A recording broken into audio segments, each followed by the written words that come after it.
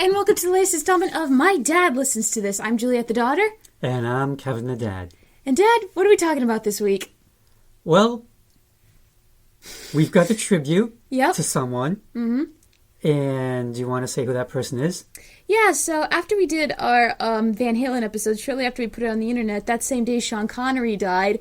And I was like, what if we did a James Bond tribute with some of the Bond theme songs? And Dad was all for it, so here we are. So Dad, what do we need to know before we get into it? Well, yes, as you said, as a salute to Sean Connery, we are doing something different. The James Bond songs. Not every movie is represented here. No. We picked our favorites. By favorites, I mean songs that I liked, songs that you liked, songs that we both liked. Because there are some that you like that I think are... Well, there were some I hadn't heard before that I picked because I thought they'd be interesting to talk about. Mm-hmm. Yeah, we'll get to that. Okay. The first Bond movie I ever saw was Live and Let Die, and I have not seen all the movies. I've seen all the Roger Moores. Mm-hmm. I've seen all the Daniel Craigs. Mm-hmm.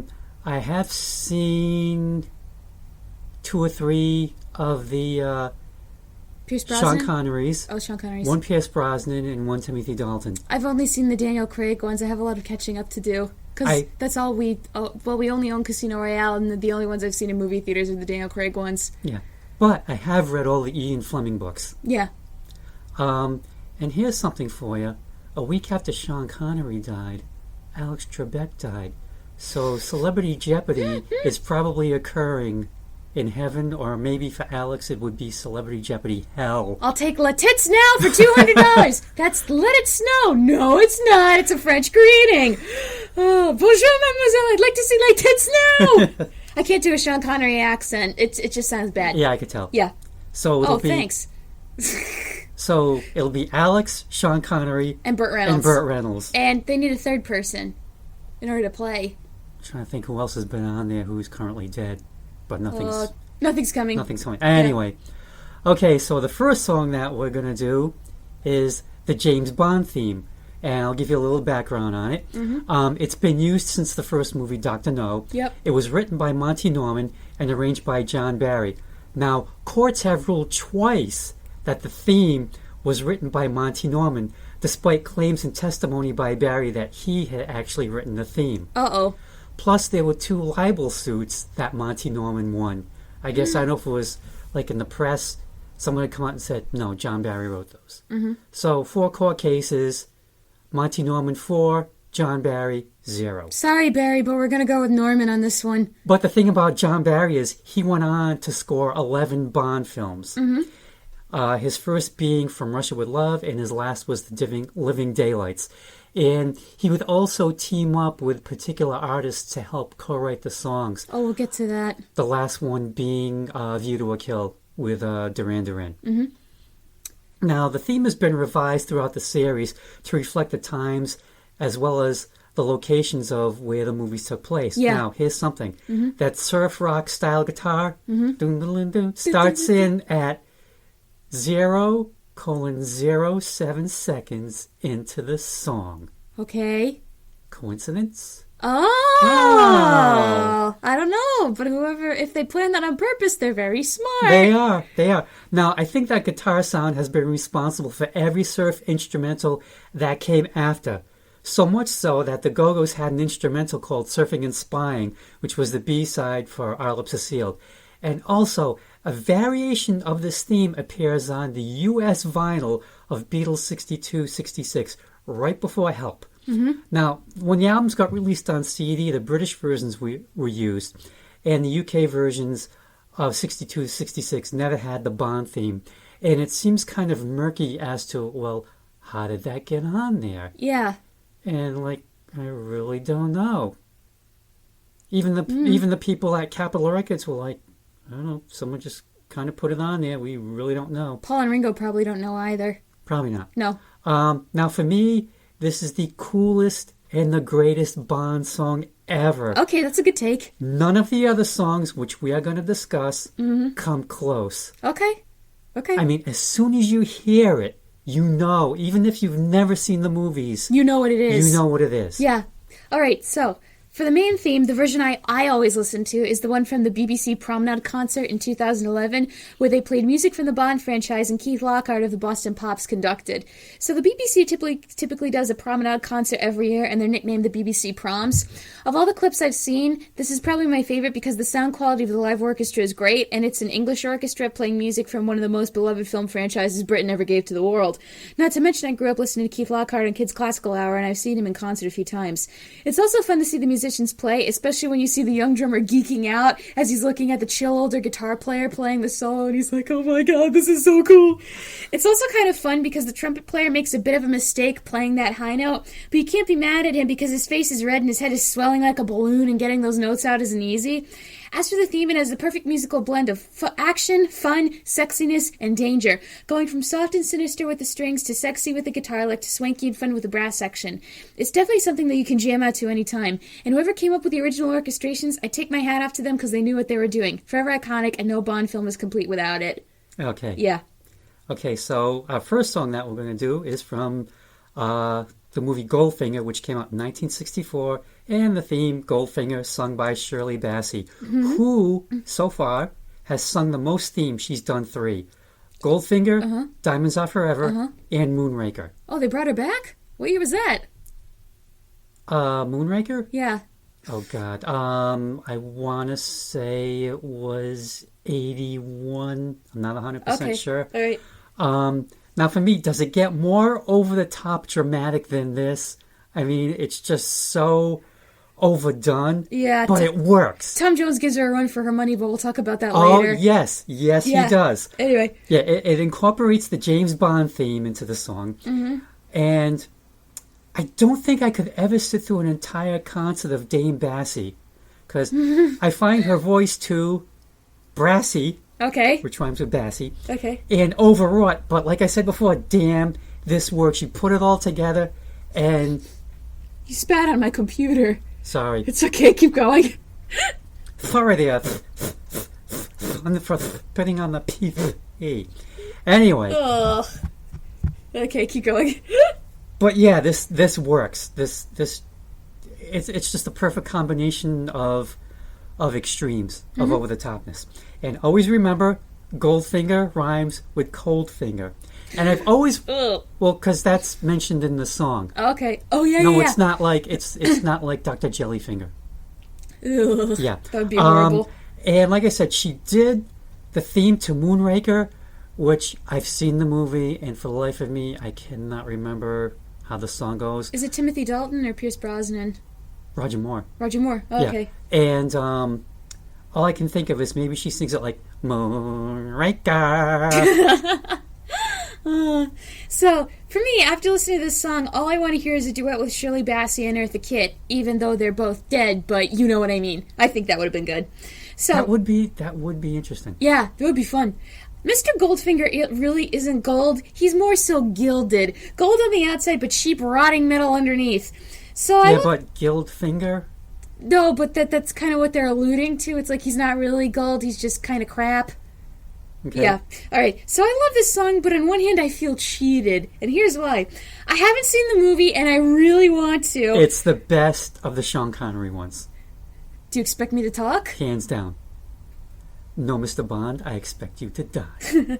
So I haven't seen the movie, and I really want to. So listening to this song about how seductive Goldfinger is and how his kiss is deadly, my imagination went wild. Like, oh wow, what does this guy look like? Oh, let me guess. And then you looked up a picture of him. Yes! And when I googled to see what Goldfinger looked like, wow, did those dreams come crashing down. He's not ugly, but he's not the suave, debonair seducer the song makes him out to be. I know Bond is the one who's supposed to be the sexy lady killer, but I think it would be fun for Bond to have a villain who is equally as good-looking as him, and maybe also someone who is disarmingly charming. You know, nice to everyone he meets, but ready to kill you the next. Kind of like Bond. Anyway, back to the song. I love how the orchestration is brought from the main theme, and Shirley Bassey's voice is iconic. I heard her sing this at the Oscars for Bond's 50th anniversary, and I was struck by how different her voice was from when she originally sang this. I think I was also disarmed because they transposed the key, but hey, she got older, and she knows what notes she can and can't hit anymore, unlike some people. Thinking of you, Paul McCartney. However, the way she belts that note at the end is kinda clangy. Like, she sounds very angry, like, he loves gold! God damn it! But hey, since this song is a warning, it kind of works. I know this song is the Bond song, but there's something about it where they're not taking themselves too seriously. Because after all, it's a spy movie, and spy movies are supposed to be fun, so why not have a ballad with some fun moments in it? And one last quick thought, spoiler alert, even though this movie's like 50-something years old, I'm surprised that this song sort of foreshadows the Bond girl becoming encased in gold and later dying. I was wondering if any hinting at that caused any ruckus in the film studio, like, no, we can't give that away. I don't know. We shall see. Okay. Yeah. Our next movie, Thunderball from 1965. Mm-hmm. And Tom Jones, the male Shirley Bassey? I don't know. He's more pop. He has a more pop side to him than Shirley Bassey Well, I does. mean voice-wise. No. I think it could be. No. I mean, again, it's an over-the-top performance, so much so that he passed out hitting the high note at the end of the song. Yes, he did. Tom gave all. Mm-hmm. And stupefyingly, this is not on the complete Tom Jones collection that I have. Really? Why? So it's the incomplete Tom Jones. Maybe it was a matter of trying to acquire the rights, but I'm really surprised that it's not on there. Yeah, me too. And again, I don't think I could sit through a whole Tom Jones concert, but your Nana could, and she has. She didn't sit. She stood screaming while Grandpa was like, what the heck is this? To the point of losing her shit, much to Grandpa's amusement. Well, again, as I've said before, all they had in Portugal was fado, so he probably never experienced anything like this before. Talk about culture shock. Yeah, that's true. Yeah. All right, so Thunderball. So lyrically, this song feels like Goldfinger's little cousin because it tells the same story. A man who has it all but wants even more, and he's deadly when he strikes. Not to mention he's also deadly with women. So reading the lyrics, I am of the opinion that this song wouldn't be as good without Tom Jones performing it or those orchestrations. First, I love Tom Jones's voice, always have, always will. My generation knows him because of It's Not Unusual famously being played during an episode of The Fresh Prince of Bel-Air, but I know him because of Nana, and also the episode of The Simpsons where Mr. Burns hires him to impress Marge and Smithers has a gun at Tom Jones's back. Anyway, the quality of his voice is rich and velvety, but I want to know what technique he did with that last note, because he passed out after sustaining it for so long because he used up so much breath.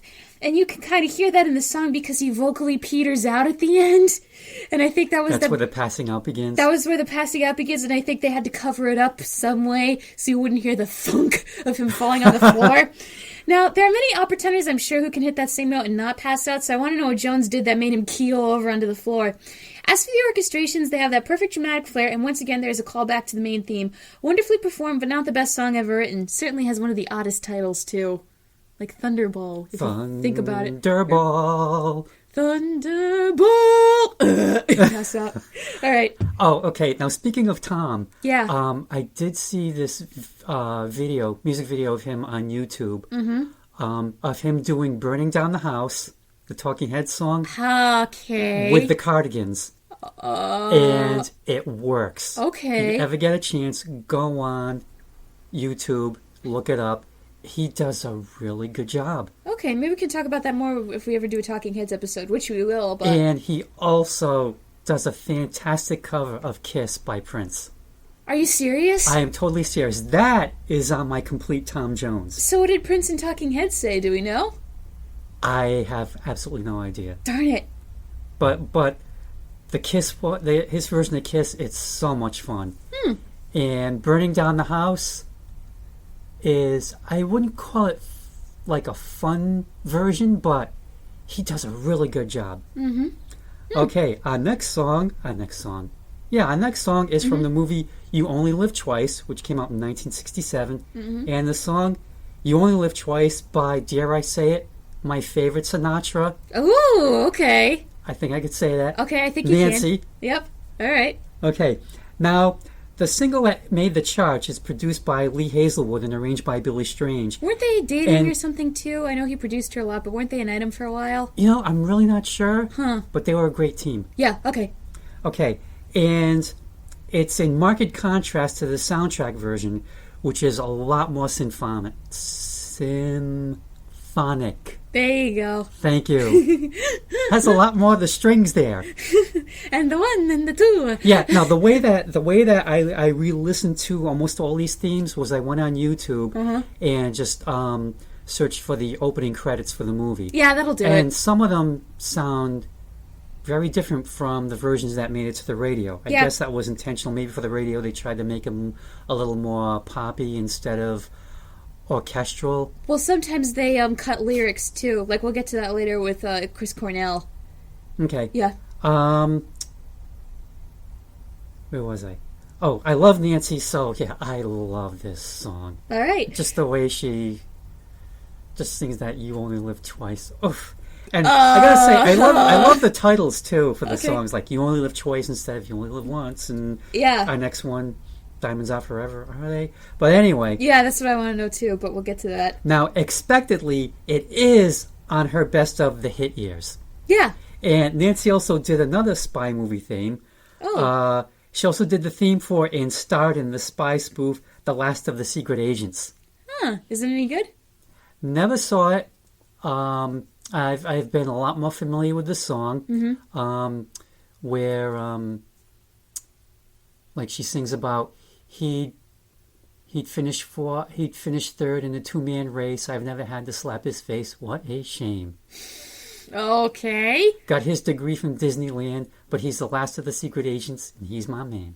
Wow, that's weird. The lyrics are funny, but it's like very Bondian. Like the music and the way that she sings it, it's like she's not doing it as a goof. She just sings it. Singing it straight. She sings it straight. All right, so with this song, I remember hearing this in your car all the time because, again, Nancy's your favorite.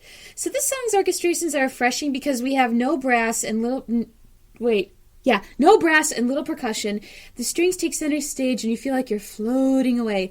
Then Nancy starts singing and you are so utterly charmed because her voice fits the music so well. Definitely a song that calls for gentle swaying. However, the subject matter of the song is very serious. A person is living a double life, but suddenly they fall in love. So they have to make up their mind and choose fast or the love is going to be gone. And as Nancy says, don't think of the danger, make one dream come true. And I like the message of that, because are you really living to the fullest if you're having two entirely different lives? You'll feel a lot more full if you have someone by your side for the rest of your life. What I also find interesting is that this song makes me think of On Her Majesty's Secret Service because, spoiler alert, that's the one where Bond chooses to get married and leave the spy life behind, only for everything to go totally wrong, and I'm not going to tell you how. But still, I love this song, and it's just so lush and beautiful. Okay, now we leap ahead to Diamonds Are Forever from 1971. And the song Diamonds Are Forever, again, Shirley Bassey. Yep. Now, compared to Goldfinger, this song is subdued. Yes, it is. It is. For her much. singing. It's a nice performance. I really liked it. And Shirley waits till the end before hitting it into the stratosphere. Yes, which I think works. It's a slow burn. Now, as an aside, Jill St. John plays Tiffany Case, my favorite Bond girl. She was the first American to play one. Really? And her character was different from the other Bond girls because she was loud, she was brash, she didn't take any crap from Bond. Nice. And a few things about Jill. She's been married to Robert Wagner for 30 years. Since 1990. They've known each other since she was 18 years old. He's 10 years older than her. Oh, I'm assuming this was after he killed Natalie Wood? Allegedly. Allegedly. Yeah, they got married in 1990. Okay. Careful. Watch out for that guy, honey. Yeah, she was... Yeah, when they got married, she was 50, and I think he was 60. Oh, okay. So that's later in life. All right. So she's also had a half-century feud with Natalie Wood's sister Lana. Oh, because of what happened? Who was also in Diamonds Are Forever. It seems that Sean Connery was having affairs with both Jill and Lana at the same time. No, that's stupid. In a movie set, everybody knows everyone. That's totally a bad idea. So what happened was there were two public, not exactly altercations. Oh. But little two public tiffs, I guess. Yeah. One of them was when Vanity Fair wanted to get all the Bond girls together and do a photo shoot. Uh-oh. And Jill was just adamant that she was not going to be in the same picture as Lana Wood. So I don't know how they got around that. Maybe they edited her in later? Could have been. Yeah. And the second was for... it took place in Florida, and I think it was some sort of testimonial either... I think it was to honor Jill for... some sort of charity work that she did. I'm not 100% sure. Lana crashes it. and goes into Robert Wagner about, "You killed my sister, you son of a bitch." I mean, if you watch the BuzzFeed Unsolved video with Shane and Ryan, all evidence points that way, but who are we to speculate? Anyway, back to the song. Yes. So, I always thought this was sung by Eartha Kitt growing up, which maybe is why I want her and Shirley to have done a duet in the past, but nope, Shirley's back again. And just from the opening, you could tell, hey, welcome to the 70s! So the way I look at it, this song is an anthem for every woman Bond screwed over, literally and figuratively. It makes you think of the woman in Spectre, where Bond slept with her pretty much immediately after her husband's funeral. Like, dude, even for you, that's kind of cold and messed up. He Jeez. was just, giving some TLC, some compassion. Oh, sure. A shoulder to cry on. How would you feel if one of your friends moved in on Mom like that after you kicked it? I'd be dead. Yeah, but... And she would smack the shit out of him. That's true. All right. I know Bond is supposed to be a lady killer, but there's some stuff he says in the older movies that's really mean.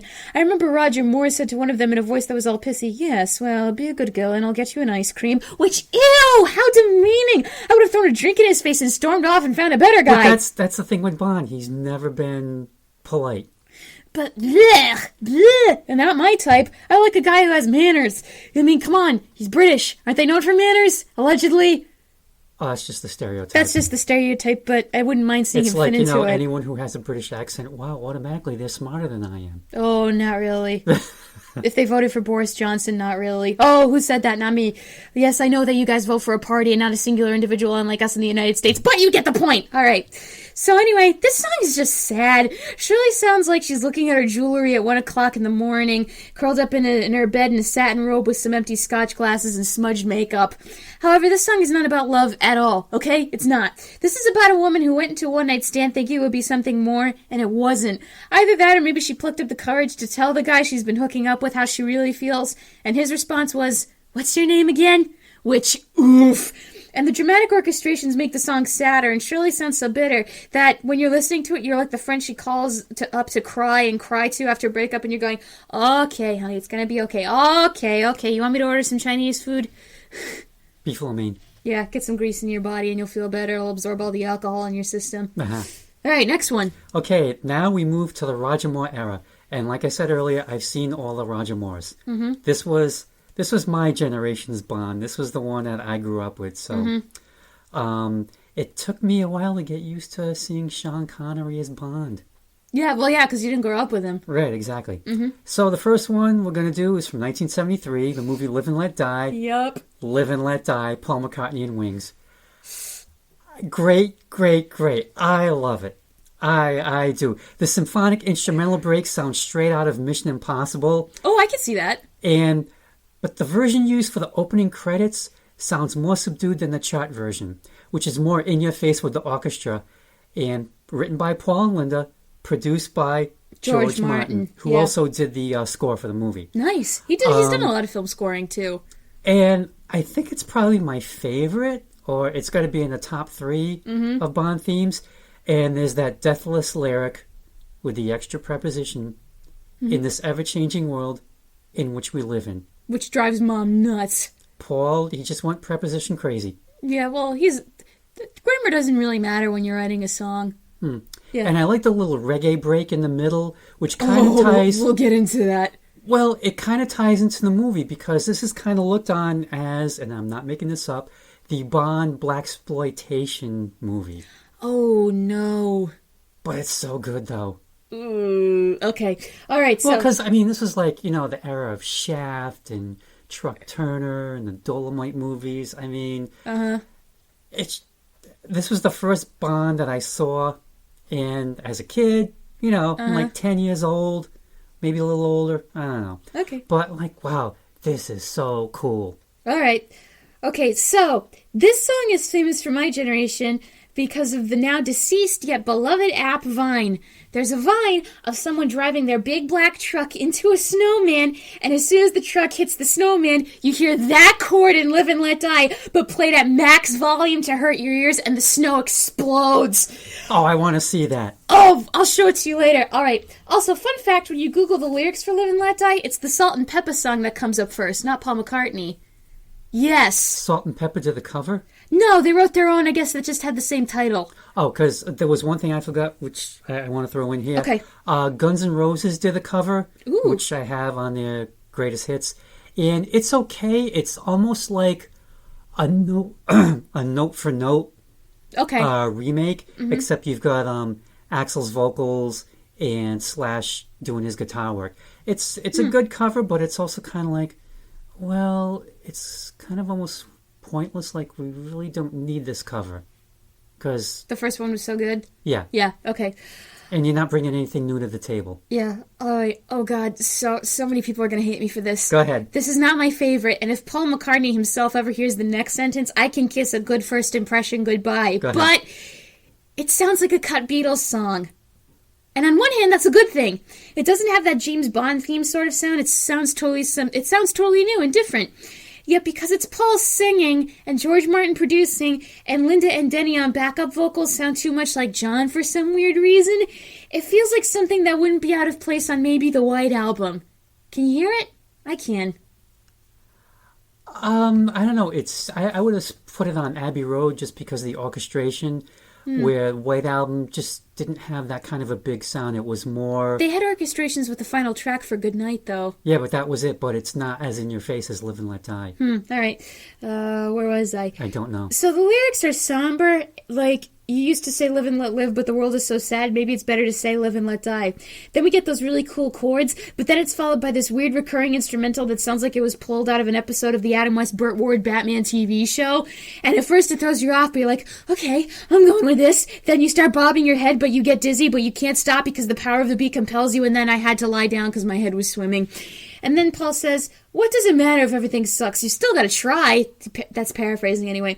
However, it sounds like the other person gave up because Paul sings a reprise of the main lyrics. To quote Kermit the Frog, looks like we have to go back to being mad again. So if I have to sum up this song in 3 words, they are Paul being Paul. But good Paul. Somewhere Not Maca Paul. in between. Maca Paul seeps through a little bit. You think? Yeah. I don't know. I Yeah. don't have a problem with it. All right. Okay, now we leap ahead again to 1977. The Spy Who Loved Me, and the song Nobody Does It Better, and Carly Simon. And Marvin Hamlish, who wrote the music, said Carly was asked to sing the song after lyricist Carol Bayer-Sager said the lyrics sounded, quote, incredibly vain, referring to You're So Vain. Oh, okay. Of such incidents is greatness made. Cool. Yeah. All right. Yep. And I mean, Carly is she's just so into this song. Like, she believes everything she's singing, which is great. And I cannot believe that this piece of perfection lost the Oscar to You Light Up My Life. Mother of God. What movie was that used in? The movie of the same name. I've heard that song mostly because we use it in ballroom dance when we're learning waltz, because it just has a good enough tempo if you're starting to learn it because it's nice and slow. Oh, I'm so sorry. I tuned it out. I just listened to the instrumentals, which sound nice. And like I said, Carly turns in a terrific performance, and the opening credits scene is one of the best ever. All right. And it's, again, in my top 3 for favorite Bond themes. Okay. I always thought this song from The Spy Who Loved Me bore the same name as the film, but it doesn't. Yet the film title is mentioned, and Yeah. I know I was watching too much CinemaSins when I heard her sing it, and I thought, roll credits. Oh, I love those guys. As for the song, when I listened to it at first, I thought, wow, this might make a great slow dance for a wedding. Then came the lyric, nobody does it better, though sometimes I wish someone could, and I thought, then again, maybe not. And then I realized this song blurs the lines between love and sex, because for the first half you think, okay, this is about a Bond girl who fell in love with James. Then that lyric comes in, you wonder, well, why the hell is she staying? Then you remember some of the scenes in the Bond franchise are devoted to, and you go, oh yeah, that. Oh God, I remember. We'll talk about that now. The first Bond movie I saw in theaters was Skyfall, and there's that scene where James Bond is in the shower with that girl. Oh yeah, and I had never seen that before, so I was sitting there going, oh, I remember your reaction. Oh, yep. Wow. And then Dad leans in next to me, and he goes, giggity giggity. Giggity goo. And I wanted to throttle him in the movie theater. Like, it completely sucked me out of the moment. I was like, damn it, I was watching that. I was enjoying that. Anyway, of all the songs we listened to up to this point, I'm willing to bet that this was the first song that felt like a pop ballad. You Only Live Twice is more of a standard, the Shirley Bassey tracks are ballads, and Paul is Paul. But what I didn't know about this track is that Marvin Hamlish wrote the music, and I was wonderfully surprised. Because if you got a PGOT winner to write the music for you, you know you're doing something right. And he was no stranger to writing music for the film industry, so must have made everyone who worked on the film geek out. Those who knew who Marvin Hamlish was, anyway. A nice pop ballad, but one that reminds you of how the songs in the Bond franchise are surprisingly sad, if not sobering. Yeah, I think the thing is, like, the reason that it doesn't sound like a Bond theme is because John Barry didn't have any input on writing the song. But then again, same with Live and Let Die, but you got George Martin, so, he's going to put in his 2 cents and Paul is going to listen. Oh, of course. Okay, our next movie from 1981, For Your Eyes Only, and the song For Your Eyes Only. Sheena Easton. That's getting excited. I'm going to try and keep it together. I'm your daughter, damn it! I don't care. Yeah, Okay, ew. now Sheena is the only singer to appear in the opening credits. Yes. And why not? She's Sheena Easton, for God's sake. Now, the thing is, credit sequence artist Maurice Binder liked Sheena's look, smart man, and decided to add it to the credits. Another smart man, Roger Moore, said Sheena was more sexy than any of the Bond girls. Aww. Now, Sheena herself said that the shoot was tough because at one point she had to be attached to a chair so that she would be immobile during a take when the camera zooms in on her lips. So I like the watched rest that. of her body wouldn't like... Yeah, so it wouldn't move. And I watched that, and all I can think of is she's just strapped to a chair, and that camera comes in so freaking close. Close, yeah. It's an interesting musical arrangement. Again, there's not any of the Bond theme in it itself. But just like with the keyboards and the percussion, I mean, some of it almost sounds like a heartbeat. And it just sounds very... it sounds very private and very intimate, hence it captures the For Your Eyes Only mood. I mean, obviously For Your Eyes Only is like, okay, we've got this secret file here and you can't show it to anyone else or you're dead. Whereas For Your Eyes Only is, I'm going to show you something that I've never shown anyone else. Oh, yeah. It was nominated for an Oscar and it lost to Arthur's theme. And again, Mother of God. What's Arthur's theme? It was Christopher Cross from the movie Arthur with Dudley Moore and Liza Minnelli. And it was The Best That You Can Do Is Fall in Love. You just go on That YouTube. sounds lame. Yeah. It's another Bond theme fave, plus you get the extra bonus of Sheena All right. Easton. Well, the first note I wrote in this was Dad must be excited about this one considering Sheena Easton is his celebrity free pass. All right, so with the song, we enter the 80s, and you could tell right from the opening. I wonder if this was played a lot at weddings during the time period. The heartbeat might have freaked the guests out, but still. Anyway, I always like songs that are about meeting someone you don't have to hide from. They bring out a different side in you, and in most cases, it can be good because the two of you will have fun. It may be scary if you're not used to that side of you, but if they're a good partner or even a good friend, they'll be there for you too. Yet again, the song makes me sad because I know Bond in the early days couldn't really reciprocate. Like, he did care for these women, but there was never enough time to stick around and have something more, because there's always another bad guy to deal with. The only Bonds who fall hard for their women seem to be George Lazenby and Daniel Craig. So in those cases, it's less sad, but you wonder, oh God, can they make it?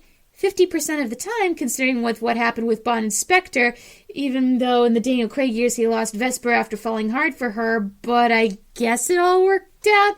Anyway, back to the song. I think I have a theory as to why she's in the opening credits. Maybe she wanted to make a music video but didn't want to spend her money, so they compromised and let her make an appearance so she could use it for a later video. Ding, dinner's ready. No. God. Sorry, Dad just went to get a pen. I think it's out of ink. I'm not sure. Is it? No, there's ink. All right. I'm gonna keep talking about this. Either that or the director was a personal fan because no one else has ever been in the opening credits, and as you said, he really likes Sheena's look. As for Sheena, she sounds great, but I find it interesting how most singers for the opening Bond track have been women so far. Maybe it's because mostly women. It's mostly women who sing love ballads, or maybe they wanted something creative that gave the point of view of a Bond girl. Either way, something interesting to think about. And there was one more thing I realized as you were talking about this as being, would you say, like a wedding song? Yeah. And that just struck me as, I don't think you can really dance to this song until it gets to the chorus, because you listen to those verses and it's just so, the arrangement is just so stark. You can probably do something else during those verses. That's the horizontal dancing. But, yeah, I don't think it was really meant to be danced to. Anyway, now we go to 1983, Octopussy, All-Time High, by Rita Coolidge. I think it's one of the most underrated Bond of the Bond themes, and it only made it to number 36 on the Billboard Hot 100. But I remember hearing this song a lot on the radio, a lot, and I love it. And yeah, it's calm, and even Tim Rice, who had a hand in writing it, said it doesn't really sound like a Bond theme. Yeah. But so what? Now, here's the thing. Mary Wilson, who sang Perhaps, Perhaps, Perhaps for coupling, was first choice. She would have been great. She would have been, but she was too unknown in the United States at the time. Oh. And I think she just put out like her first album like the year before. Okay. And it was kind of like one of these things, she's big in Europe, but U.S. market, you got to crack that. Laura Branigan was also considered, which I think would have been an interesting choice because she's got like this very powerful voice. But Rita Coolidge got it because Barbara Broccoli, thank you, who was the assistant director of Octopussy, was a Rita Coolidge fan and played her music anytime her dad, producer Albert Cubby Broccoli, was around. One day he said, "Who is that? That's the voice I want for the movie." Oh. And that's how it happened. Cool. But I think Laura Branigan would have been an interesting choice. She was, I think she just had like the big hit with Gloria. And see, that's another thing about the Bond themes, like how I think a lot of the artists get chosen to sing them. It's like whoever the flavor of the month is at that time. But it's a good strategy. It can be. It can be, but it's... I hate to raid the cliche closet, but time always tells. Like, years go by, and it's like some of them are great, and some of them it's like, yeah, this person was big at the time, so that's what they went with. Yeah. All right, now this song is from Octopussy, and whenever I hear the name of the film, all I can think of is this rant from the biggest, goatiest Patronus on Tumblr, a.k.a. Goad, where they went off about how Bond villains are overdramatic fools because they waste their time showing off when they could have a dead secret agent, and the only Bond villain Goad respects is Octopussy, because I guess she used tiny octopi that are known in real life for being lethal, so she got respect for showing her style, but also using something that could actually kill a person in real life instead of something like a scorpion whose bites are almost non-lethal depending on their size. Anyway, this song is performed by Rita Coolidge, who I know as Chris Christopherson's second wife because they appeared on The Muppet Show together once and it was really cute. This song is rather cute too, an unexpected connection between two people that leads to them falling in love and feeling on top of the world, like they can accomplish anything. I wonder how often one-night stands do lead to love. It's not that often, I'm sure, but it must be hard for people whose love language is physical touch. Now, the lyrics for this song were also written by Sir Tim Rice of Disney and musical theater fame. And I don't have too much to say about him because there's only one man on the internet who can offer a good deconstruction of Tim Rice's lyrics, and that's Brent Black, a.k.a. Brentalfloss, the composer of Con! The musical. So if you want to hear about... Yes, it's a Star Trek spoof musical, and from what I hear, it's pretty good. Why is he the only one who can deconstruct? Because if you want to hear about how Tim Rice is a great lyricist, but whose lyrics can get lost in translation between British and American English, listen to Brent talk about Tim Rice's writing style in the musical Chess on the Musicals with Cheese podcast. And Brent also does a video that I think you would like, where he talks about The Nightmare Before Christmas, and his nickname for it is Lyrics Don't Matter, the musical. Yes. Oh, you would like it. Yes. I'm sending you that later. All right. They're too wordy and they're unmemorable. And he was talking about that, and he was like, he gets these critiques from these butthurt fanboys on the internet who are like, well, maybe Danny Elfman meant for it to be bad on purpose. And he gets these other people who are like, well, do any of us really know anything? We're all just brains floating around in a vat of bodily fluid. And he's like, oh, don't even start. Like, Brent has his master's in musical theater composition. He knows what he's talking about. I don't even know who this guy is, and I like him because I've always felt that way about that movie. He's the one who did that video I showed you. Goodbye, go to hell. Oh, yes. Yep. Yeah, so you like him already. Yeah, Nightmare Before Christmas, it's just way too many songs. I'll send you the video right after this. Anyway, All Time High is fine, but I think we're getting in danger of all these love ballads blending into one another. Like, if you listen to all of them in a row, it can kind of sound samey. if that makes any sense. Yeah. Just in terms of musical themes and orchestrations, and you're waiting for something different to come along. And like with the last three that we've done, Nobody Does It Better, For Your Eyes Only, and All Time High. Yeah. There's no working of the Bond theme into it. But there is in our next one when we get to it. Yep. Are you finished with All Time High? Yes, Okay. I'm finished. Our next one, 1985, A View to a Kill. The song A View to a Kill, Duran Duran. Mm-hmm. Only Bond theme to go to number one. Wow, really? Yep. Not even Skyfall? Nope. Huh. Made it to number 4, I believe. Oh, okay. All right. Because I was like, if you tell me it was like number 39 or something, I'm like, no. No. All right. It was up there. All right. Anyway, with this one. And this was the last song to be recorded by the group as a 5-man unit because they broke up after that. Mm-hmm. Well, not really broke up. Was it John and Andy Taylor left? Mm-hmm. So it was just Simon Le Bon, Nick Rhodes, and Roger Taylor. Mm-hmm. And they carried on. Now, Duran Duran got the job when bassist John Taylor saw Cubby Broccoli at a party, approached him, and someone drunkenly asked, "When are you going to get someone decent to do one of your theme songs?" And then he threw up all over his shoes. No, he didn't throw up all over his shoes. That would have been hilarious, though. So I guess Mr. Broccoli called him on his bluff. Okay.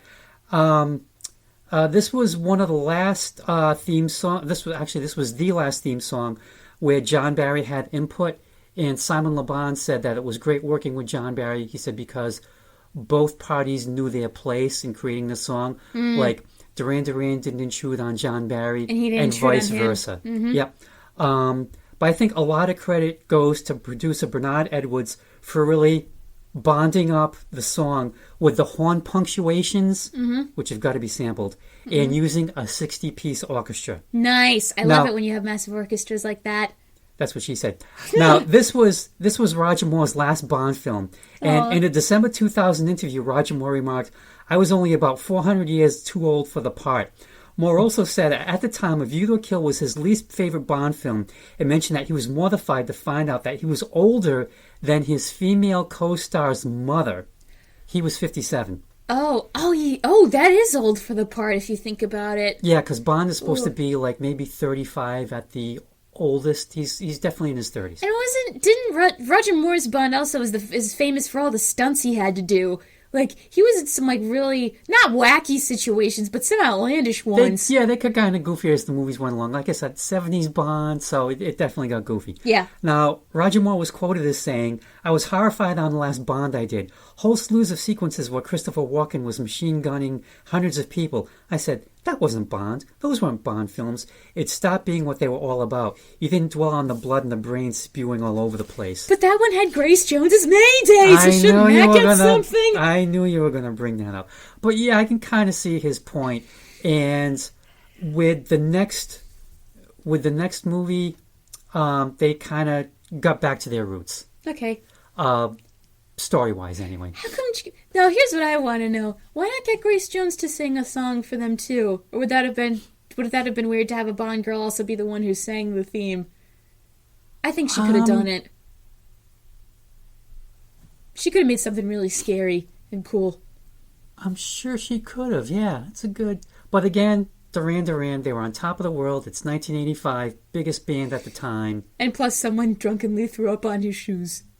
Not really. No, not really. But I wish. No, but all right. So such incidents. Yeah, spur greatness, I guess. Almost great. It's a decent Bond tune. It really is. All right. So A View to a Kill. So those opening notes were a bit of a refresher, a nice little palate cleanser, but I mean, it's fine, but it just didn't grab onto me. Most I can gather is that this is two people who both have a dark secret, and it's either going to end in one of two ways: a shootout or sex. And the way the song goes, it kind of sounds like both. Like they had sex and then they kill each other. It could work. Boink and let die? Boink and let die, yeah. Like, this song doesn't end well, as you can tell from the title. And I think this song is Duran Duran kind of showing off to the producers a little bit like, yeah, we're not just a group that makes girls go crazy. We can write serious songs, too. And I'm not knocking Duran Duran or their audience at all. It just feels like they had something to prove to someone. But whatever they were trying to prove, it completely went over my head. So, sorry. I'm also surprised they didn't consider renaming this song Dance Into the Fire, considering they sing that a lot in the chorus. Yeah. Well, I think the thing after that is like when they did their offshoots, they got kind of moved away from the Boy band? boy band kind of thing. Mm-hmm. Yeah. Yeah.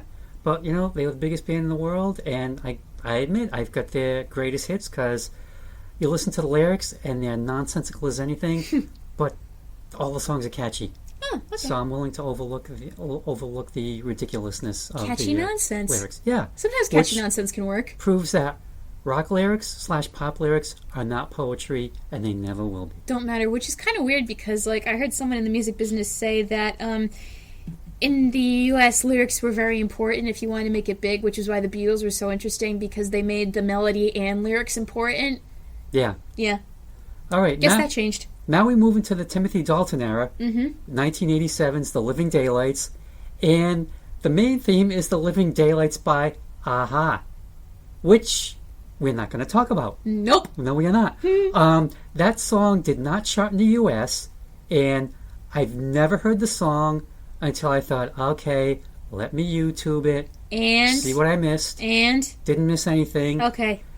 Like I said, sometimes the Bond themes suffer from the, hey, let's get whoever's popular now to do the theme syndrome. But Take On Me is a really good song. Yes, it is. I will not deny that. Terrific song. But they only had that one song in them. And yeah, there was they had to follow up The Sun Always Shines on TV. Don't know what that means. But wait, that's the title? The Sun Always Shines on TV? That was the follow-up song. Yeah, I guess they only did have one in them. Oh, and there was one thing I wanted to say when you were talking about the Bond villains back in Octopussy, who like they always talked too much. Mm-hmm. You got me monologuing. Yes. Syndrome. Yeah. Okay. The one song that I did hear from this movie, and I really thought it was the theme, because I heard it a lot on WBRU back when they were College Station. Rest in peace. And Brown University didn't turn around and sell the signal to a Christian radio station, which I still can't get over. No. Anyway, that song was "Where Has Everybody Gone" by the Pretenders. That should have been the theme. Mm-hmm. It's a great arrangement. It gets in the Bond elements. Chrissie Hynde has badass vocals. She ends it with that maniacal laugh, and she would have been a great Bond villain. She would have been. She would have. She's just such a badass. All right, so I really like this one. I can't tell if it's supposed to be sung by a Bond girl, a Bond villain, or maybe Bond himself, depending on the movie. I guess the song could be applicable for all three. Now, I'm sorry for what I'm about to say next, but hear me out.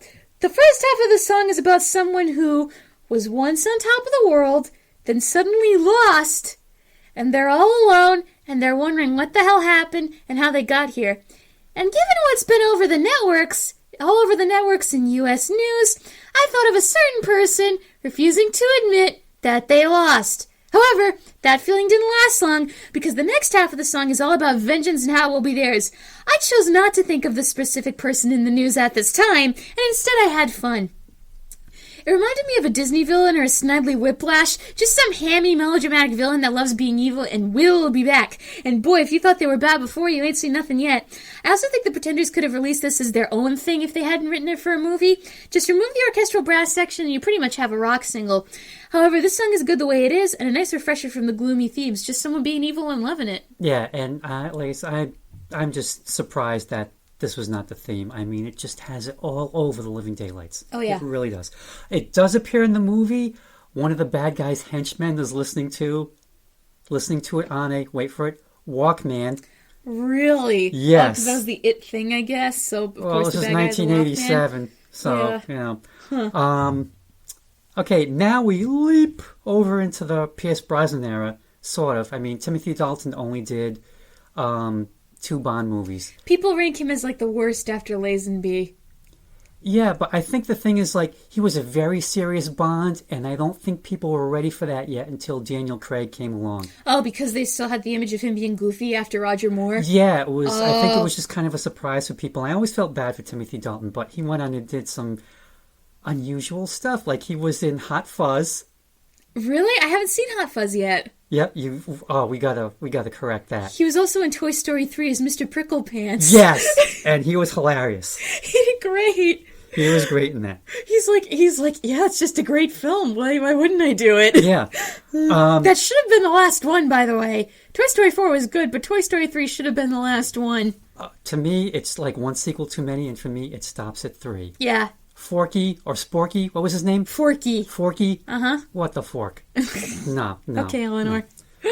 They're not doing a number 5. No, right? no. This one's definitely the end. All right, I think I will go out and see if I can find a 3-pack for us on DVD. Oh, that'd be cool. Yes, that's right. We still have a DVD player. Mm-hmm.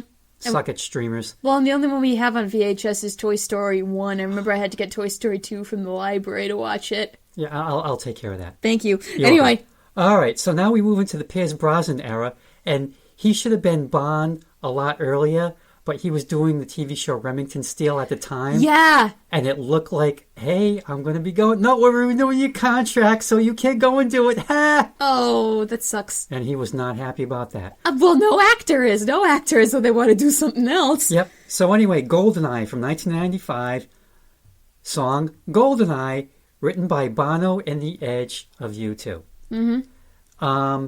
But not sung by them.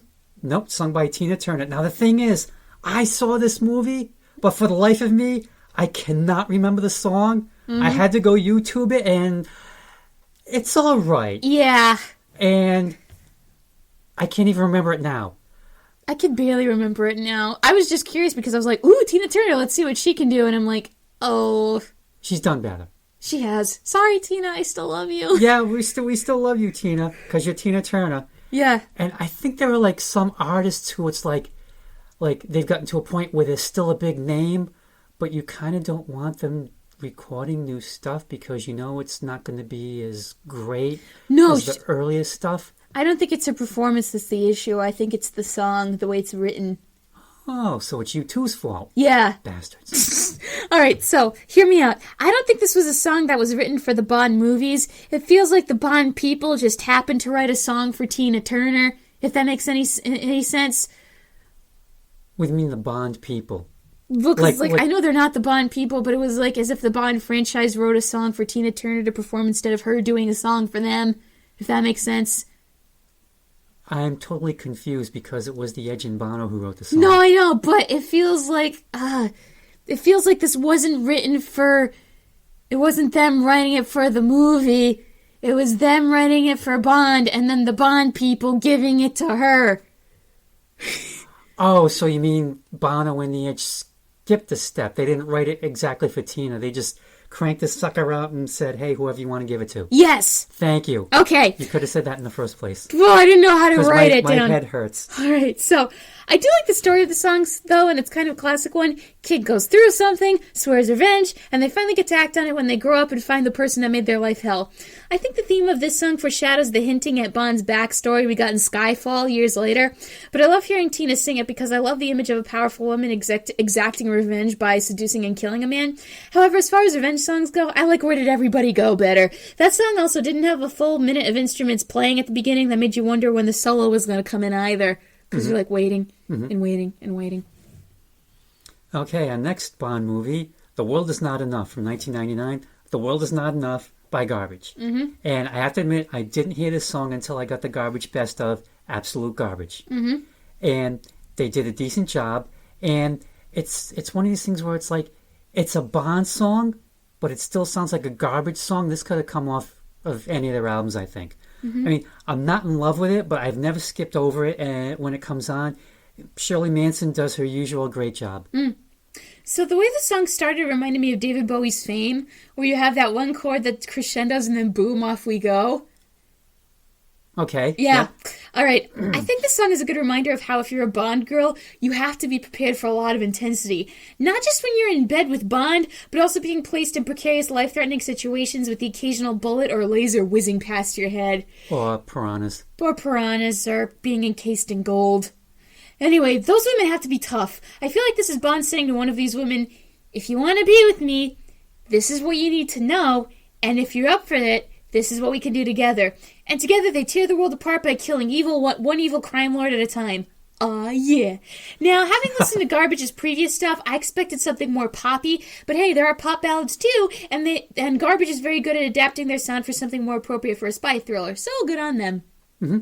Now we move into the Daniel Craig era. Casino Royale 2006, You Know My Name, Chris Cornell. You could also argue that this was the movie that was almost like a soft reboot of the whole franchise because they went back to the beginning. Oh, yeah. Damn it, I was going to write something. Oh, boy. I mean, I know you like this song. Yes, I do. But for me, it's a meh fest. Oh. I mean, great opening sequence. Yes. I will give it that, despite the lack of cavorting babes. And I thought about it, I thought, oh God, it's 2006. And I kind of realized, I think every Bond opening since Casino Royale has been like cavorting babeless. Thought, okay, we're in the PC era. Okay, all right. Well, it's not so much that he's cavorting anymore. It's like he's found one, and that's all he needs right now because he's serious about that one. Huh. Yeah. Even though he's going to move on to the next one. Yeah. In the next movie. One for now and one later. Do it in order, not all at once. Oh, one at a time. One at a time, yes. One per movie. One per movie. Gotta have some order about this. Okay. Yep. Yeah, you're right. It's kind of like, did you say reboot? Soft reboot. Soft reboot, yeah, because they went back to the source material. Because they finally got the rights. Yeah, I read the book. I had read the book before I saw the movie, and the movie was pretty faithful to the book, and I really appreciated that. It's my favorite Bond movie, and I can even overlook Daniel Craig as a blonde bombshell. Does that make sense? Yes. Thank you. I can't. Go ahead. WTF, would it have killed you to dye your hair and then undye it? Oof. So here's like I said, it mostly sticks to the plot of the Ian Fleming story, and I want to watch it again. And hey, it's on Netflix. Okay, so here's my story with characters and hair color and books. So I remember reading the Percy Jackson series when I was a kid by Rick Riordan. Now, we don't talk about the movies because the movies don't exist, because they're that bad, so we don't talk about them. You mean there's more than one? There's two, and they were both awful. Now, here's some good news. Because I think they were done by Warner Brothers, but Rick Riordan has a contract where he's making the book series into a TV series on Disney Plus so he can flesh out the books more, and they're letting him write it. So it's going to be a lot better. And everyone in the fandom was happy, but there was one thing in the movies that pissed everybody off. In the book, the character of Annabeth, who's Athena's daughter, is a blonde. And Rick Riordan wrote her to be a blonde on purpose to kind of bunk the stereotype of the dumb blonde by having her be the smartest character in the book and also the daughter of Athena. Get to the movies, she's an effing redhead, and everyone who read those books were so pissed because we knew that he did that intentionally, giving her the color blonde hair, and now you not only make her a redhead, but the redhead where you're like, bitch, that came from a bottle? No, you lose. Good day, sir. Not my Annabeth. All right, back to the song. Wow. Yes, we don't talk about those movies. We don't talk about those movies, and we don't talk about the Avatar, The Last Airbender movies. We go to Lake Laogai. There is no Avatar movies in Ba Sing Se. Those who watch the show will get it. But now, you said that there was a Percy Jackson Broadway musical? Yeah, that one's accurate. Rick Riordan signed off on it. They gave it his permission. It did a lot of cool stuff with the special effects to the Greek gods. But Broadway itself pooped all over it?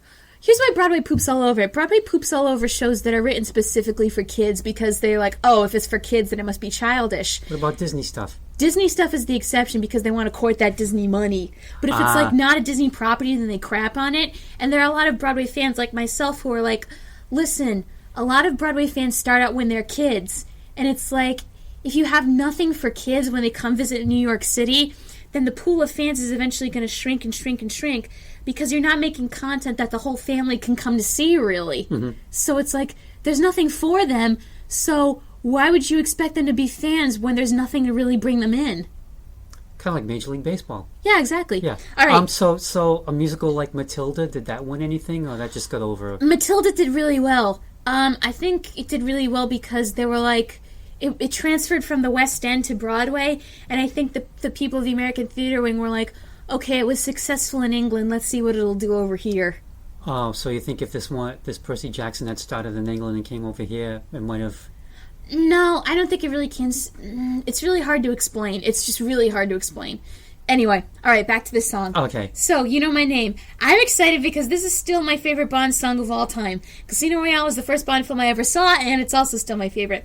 And when I heard this song, I was bewitched. I think one of the reasons I love this song is because I love songs I know how to stage in my head. So the way I do it is almost a Mr. and Mrs. Smith situation. Girl in a dress sees a guy in a tux. He's into her. They start to dance. Then she pulls a gun, and fight choreography ensues with some moments slowed down to capture flirting and some intimate moments before he pins her against a wall and the lights go out. And you don't know, are they going to do it or are they going to die? Yeah, exactly. There was this couple, and they were fooling around, and then they were dead. Yeah, exactly. I love how this song seems to be telling the story of Bond finally meeting his match in a woman, someone as smart and ruthless as he is, but she's still naive about the game the two of them are playing. So he educates her and gives her a warning.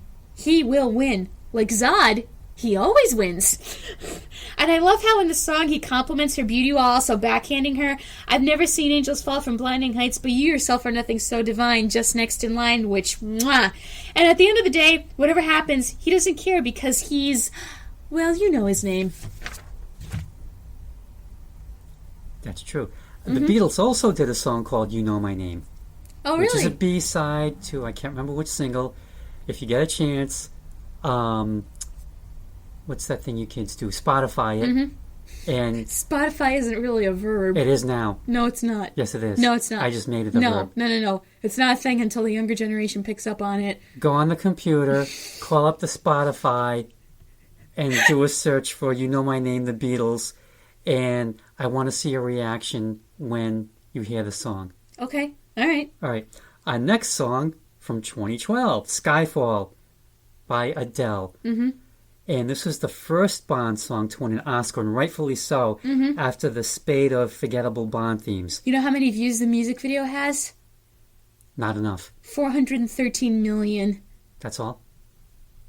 But that's a lot. That's more than some of Van Halen's music videos on the internet. Okay. They have like 200 and something million. Anyway. It also won a Golden Globe, and it won a Grammy for something called Best Song Written for Visual Media. Which makes sense. Yeah, I guess that's their way of saying best song written for a movie. Yeah. It's a great arrangement incorporating the Bond theme, and seductive AF, as you kids say. Adele reminded us of what a great Bond theme is and should be. And I gotta say, I love her non-ballad stuff. Oh, 19? That's the album. No, like I've cherry-picked through 19 and 21. Like, I love the stuff that's not ballads because she just has, like, these interesting arrangements. Like, I wish I could describe it better, but they're just so catchy and they're so unique. And she really makes those songs stand out. So, yeah, she reminded us what a great Bond theme is and should be. Now, Sam... I'm the only openly gay Oscar winner Smith. Oh, God. Who stupefyingly won an Oscar for his forgettable Bond theme, Writings on the Wall. And now Billy Mumbles Eilish. Neither of them did not heed Adele.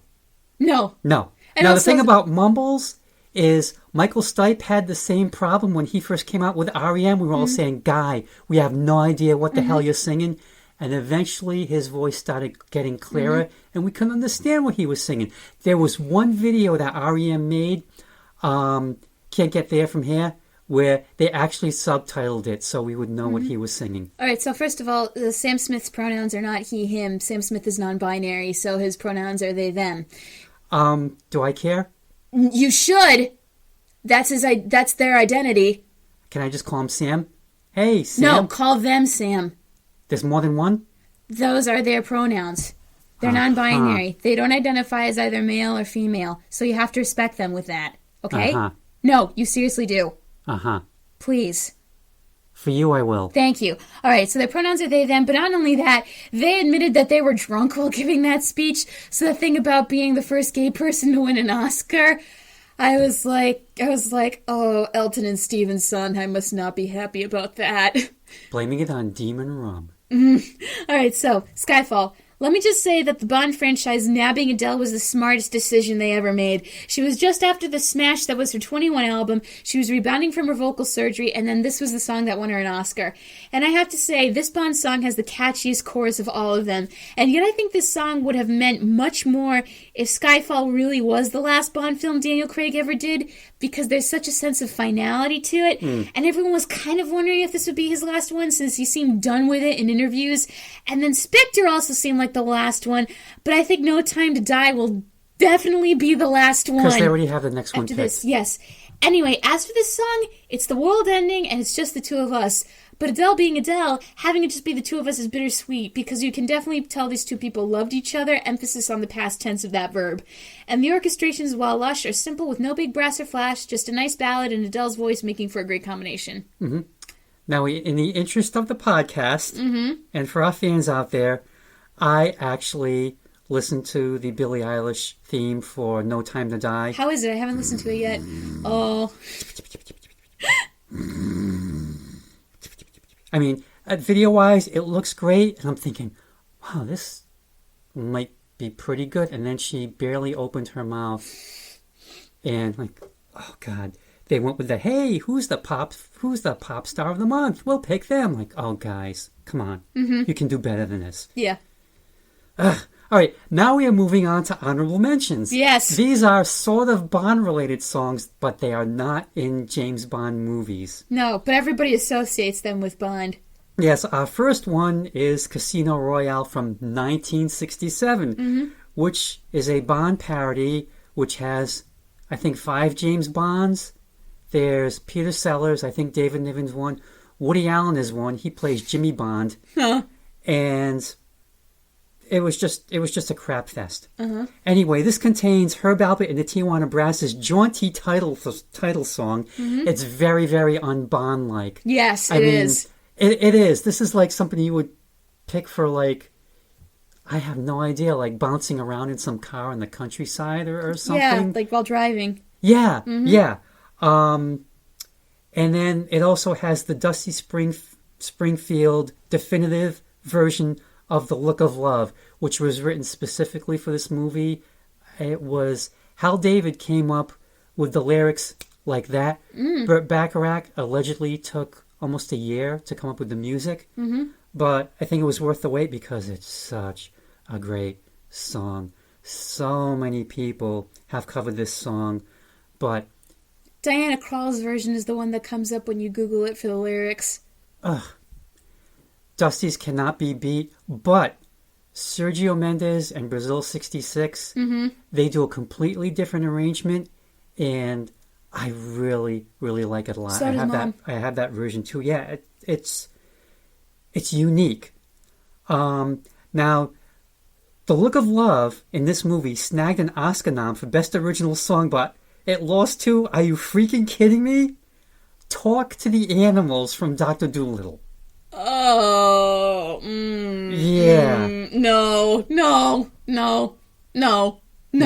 It happened, though. No. In this universe, it happened. In an alternate universe, The Look of Love won. Maybe we should be living in that universe instead.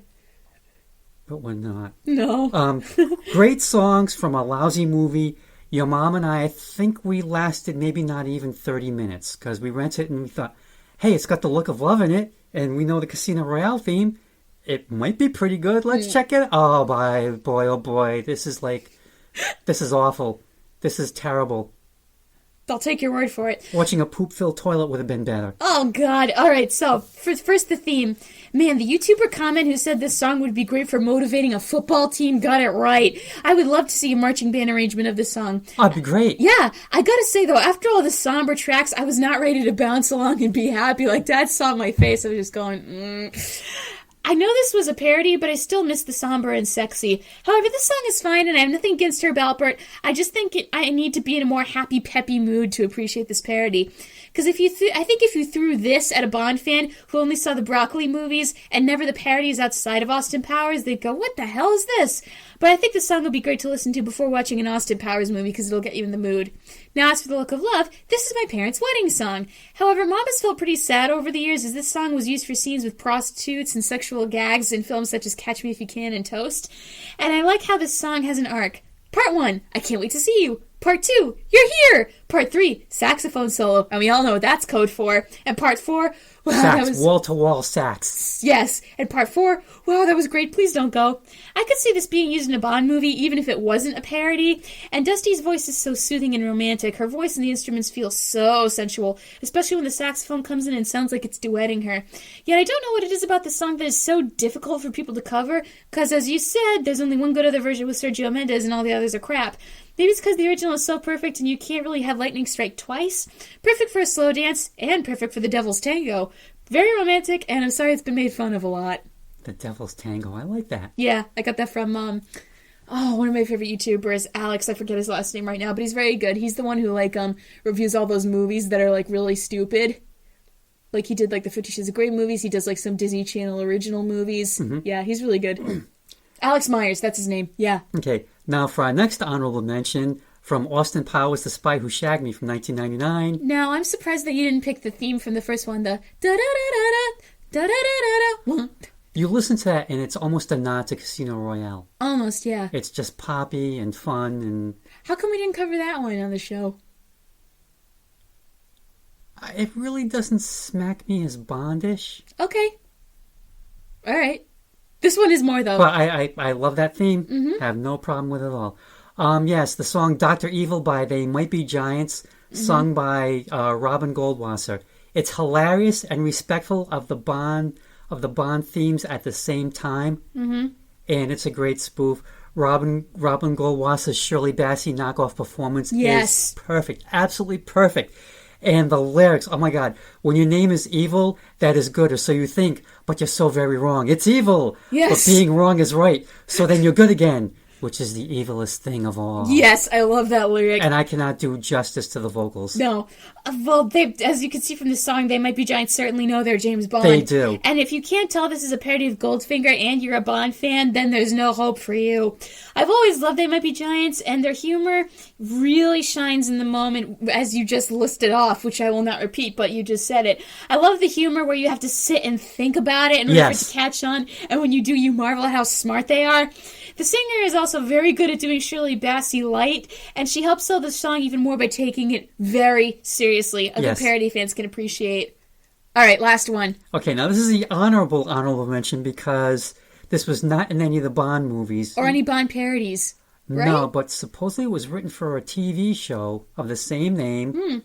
Or maybe it wasn't the same name. I think it was just called The Secret Agent. Yes, we're talking about Secret Agent Man, Johnny Rivers, recorded live at the Whiskey A Go-Go in 1966. Ah, that's why they had the audience. Absolutely great. Yes. And the lyrics, they've given you a number, taking away your name. Mm-hmm. Definitely refers to James Bond. 007. That opening guitar lick is immortal. Yes. I mean, they definitely got their bondage down. And yes, people thought Johnny was singing Secret Asian Man. Which you can hear. You can hear it. Which led to a comic strip of the same name that was around in the mid-2000s. It was about this Asian American and just his day-to-day life, just trying to get through life. And his nickname was Sam for Secret Agent Man. Asian Man. Okay. I did see a collection of the strip, and it's pretty good. I think you can probably find it online, too. Cool. All right, so the best way I can describe this guy's singing voice is a hint of British with a touch of Elvis twang. Yes, I can. Yep. Yeah, and I kind of like it. Even if it sounds like he's singing the word Asian instead of agent at one point, I think if you met someone who'd never heard of the Bond franchise and wanted to know what it was all about, you could honestly play this song to give them a starting point because it kind of tells you all you need to know. Yet, I heard this song and it sounded familiar for some reason. Very familiar. So I went on YouTube and son of a gun, I was right. They borrowed heavily from this song for the theme to Tough Puppy on Nickelodeon, which I think was Elmer Butch Hartman's last cartoon.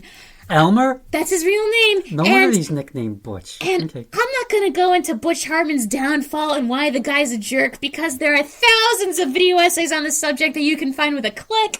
But I think the Tough Puppy song shows that Secret Agent Man had more of a cultural impact as a song than we think it did. Out of all the spin-off and parody songs, this one's my favorite. The downfall of Butch Hartman. Oh, yes. You were going to have to fill me in on this after the podcast. Oh, well, you already know things are bad when he inserts himself in a cartoon and his character's name is Rip Studwell and he's drawn like a hunk. Okay. Yeah, not to mention he made a joke about someone's suicide by essentially blaming Tara Strong for her death. Oh. It was bad. Oh, okay. Yeah. Anyway, back to Bondage. All right. All right, so overall, of all the songs the Bond franchise have the same quality, but I think the ones that stand out for people are down to their musical preferences.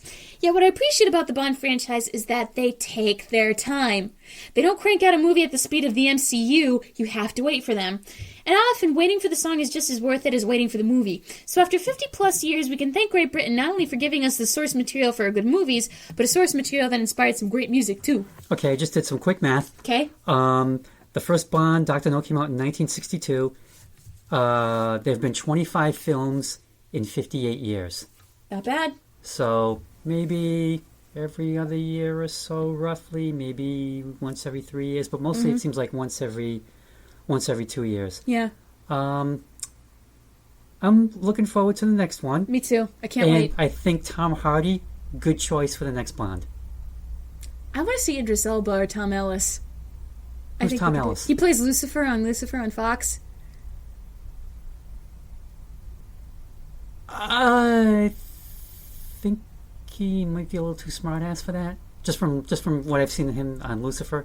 I think he could get the acting down. I think Tom Hardy's good because he's kind of like a lot of characters he plays almost seem like a walking time bomb. Yeah. He would just go off like obviously Bane, or you watch his character in Peaky Blinders, Alfie. I didn't know he's in Peaky Blinders. He's in Peaky Blinders, and I cannot remember his character's last name. Sorry, Peaky Blinders fans out there. I watched the whole damn series, and I cannot remember his character's last name. But oh man, he was like he'd start off like gentle, but he's going to do some shit. Something serious is going to happen. He would just snap, and then just go back to like right then. Is he the guy who was doing the thumbs up in the picture that I sent you? No, that's Arthur. Oh, okay. Yeah, it's Tommy's brother Arthur. But yeah, I thought Tom Hardy's a good choice.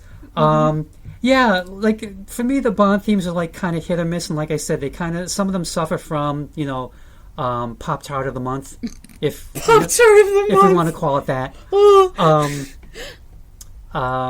But for the most part, I think they've done a pretty decent job through the decades. Yes, decades. All right. So thank you as always for listening to another episode of My Dad Listens to This. If you liked what? We're in the 6th decade of bondage.